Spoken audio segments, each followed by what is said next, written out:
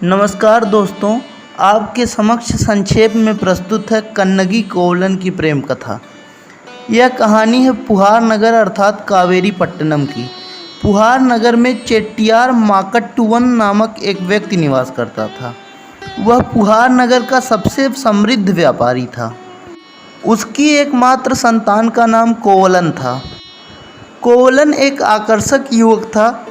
वह एक परिश्रमी वैश्य भी था जो देश विदेश खासकर रोम के साथ व्यापार में संलिप्त था।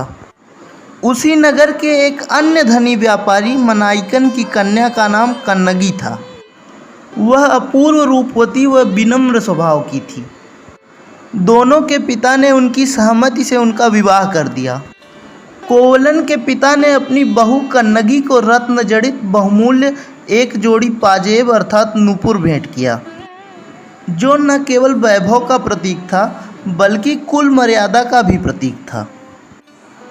दोनों सुख से अत्यंत प्रेम पूर्वक रहने लगे। समय बीतता गया। कुछ समय पश्चात वर्षा ऋतु में उनके जीवन ने दूसरा मोड़ लिया। वर्षा ऋतु में विदेश से व्यापार बंद रहता था और इसी ऋतु में चोल राजा प्रत्येक वर्ष एक संगीत और नृत्य की प्रतिस्पर्धा का आयोजन करते थे।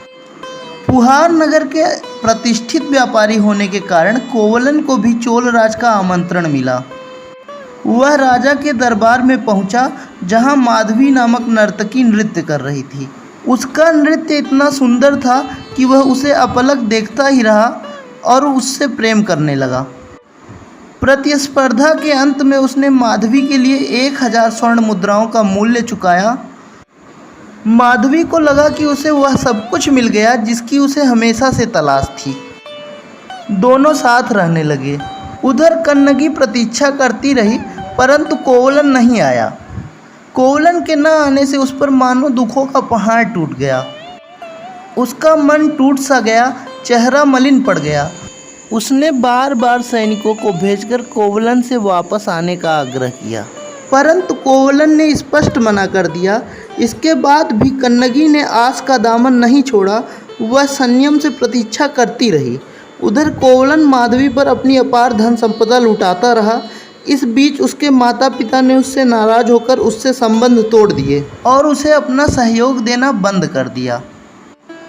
कोवलन माधुरी के प्रेम में इस कदर खोया कि उसका व्यापार तहस नहस हो गया। ऐसा 3 वर्षों तक चलता रहा। अंततः वह धनहीन हो गया। चोल राज ने फिर से संगीत और नृत्य की प्रतिस्पर्धा का आयोजन किया, जिसमें पुनः कोवलन और माधवी सम्मिलित हुए। इस दौरान माधवी ने एक गीत प्रस्तुत किया जिसमें एक युवक को अपनी पत्नी से छल करने के लिए धिक्कारा गया था। कोवलन को ऐसा लगा कि मेरे धन और प्रतिष्ठा के नाश हो जाने के बाद माधवी मेरा ही परिहास कर रही है। उसे लगा कि मानो माधवी का प्रेम केवल एक छलावा और व्यापार था, परंतु कन्नगी का प्रेम निस्वार्थ था। वह त्याग और समर्पण की देवी है। ऐसा सोचकर उसे अत्यंत पश्चाताप हुआ। वह अपने घर वापस लौट आया। उसे देखकर कन्नगी का चेहरा प्रसन्नता से खिल गया। जब उसके माता पिता मित्र और धन सबने उसका साथ छोड़ दिया, तब कन्नगी ने उसे न केवल क्षमा किया बल्कि वह अब भी उसे अपना सर्वस्व अर्पित करने को तैयार थी। निर्धनता के डर से टूट चुके कोवलन को उसने यह कहते हुए आशा दिलाई कि अभी भी मेरे नूपुर शेष हैं और वह इतने बहुमूल्य हैं कि अगर हम इनमें से एक भी बेच देंगे तो व्यापार को पुनः स्थापित कर सकते हैं। इसी सोच के साथ दोनों ने नए सिरे से अपना व्यापार और नव जीवन शुरू करने के उद्देश्य से पांड्य राज्य की राजधानी मदुरई जाने के लिए निश्चय किया। इसके बाद की कहानी में यात्रा की कठिनाइयों, स्थानों और तमिल संस्कृति का बहुत सुंदर वर्णन है। यात्रा का वर्णन इस प्रकार किया गया है कि कहानी में कोवलन का पश्चाताप और कन्नगी का उसके प्रति अगाध प्रेम स्पष्ट परिलक्षित होता है।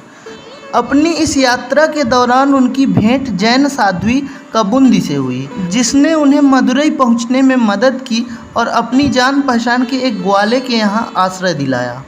कोवलन दोनों नूपुरों में से एक को बेचने नगर आया। कोई भी साधारण सुनार उसे खरीदने को तैयार नहीं था। अंत में नगर के अत्यंत धनी सुनार ने कहा कि वह इसका मूल्य चुकाने में समर्थ है, परंतु यह क्या। जैसे ही उसने वह नूपुर देखा, तो सोचा यह तो मेरे द्वारा चुराए गए रानी के नुपुर से बिल्कुल मिलता जुलता है। उसने सोचा अगर मैं राजा को यह सूचित कर दूं कि रानी के नुपुर को इस व्यक्ति ने चुराया है तो मैं राज्य दंड के खतरे से बच जाऊंगा। उसने ऐसा ही किया। राजा ने अपने सैनिकों को आदेश दिया कि जाओ उससे नुपुर छीन कर लाओ और अगर ना दे तो उसे मार दो। कोवलन कन्नगी के सपनों की एकमात्र आस को कैसे दे सकता था, अतः सैनिकों ने उसे मारकर उससे नुपुर छीन लिया। जैसे ही यह खबर कन्नगी को मिली वह अत्यंत क्रोध से भरकर राजदरबार में उपस्थित हुई। उसने राजा को धिक्कारते हुए दूसरा नुपुर दिखाकर कोवलन के निर्दोष होने का प्रमाण दिया।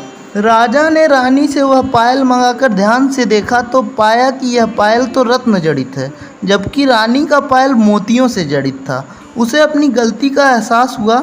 वह राजा अत्यंत न्यायप्रिय था, अतः वह इस पाप के बोझ को सहन न कर सका। उसने आत्महत्या कर ली। परंतु कन्नगी का क्रोध अब भी शांत न हुआ। वह अपने पति के शव के समक्ष उपस्थित हुई। उसके मुख से ज्वाला निकल रही थी, आंखें रक्त की तरह लाल थी, सांसें अत्यंत तेज चल रही थी। ऐसा लग रहा था कि वह साक्षात देवी चामुंडा है। उसने अत्यंत क्रोध से कहा, सुनो हे धरती आकाश, हे देवताओं, मैं मदुरई को श्राप देती हूँ। अगले ही पल सारा नगर भयंकर अग्नि में जलने लगा। केवल सदाचारी स्त्री पुरुष, सुकुमार बालक बालिकाओं और वृद्धों के सिवाय कुछ न बचा। तब से पुहार निवासी उसे मीनाक्षी देवी का अवतार मानकर माँ कन्नगी के रूप में पूजते हैं। दोस्तों, यह कहानी संगम साहित्य शिलप्पादिकारम से ली गई है, जो एक जैन मुनि इलांगो अडिगल द्वारा रचित एक महाकाव्य है। इलांगो अडिगल एक राजकुमार थे जो बाद में जैन भिक्षु बन गए थे। शिलापादिकारम का अर्थ है नुपुर की कहानी, अर्थात पायल की कहानी। इस महाकाव्य को 3 भागों में विभाजित किया गया है। पहला पुहार कांडम, दूसरा मदुरै कांडम, तीसरा वज्जी कांडम। पुहार कांडम में चोल साम्राज्य का वर्णन है, मदुरै कांडम में पांड्य साम्राज्य का, वज्जी कांडम में चेर साम्राज्य का वर्णन है।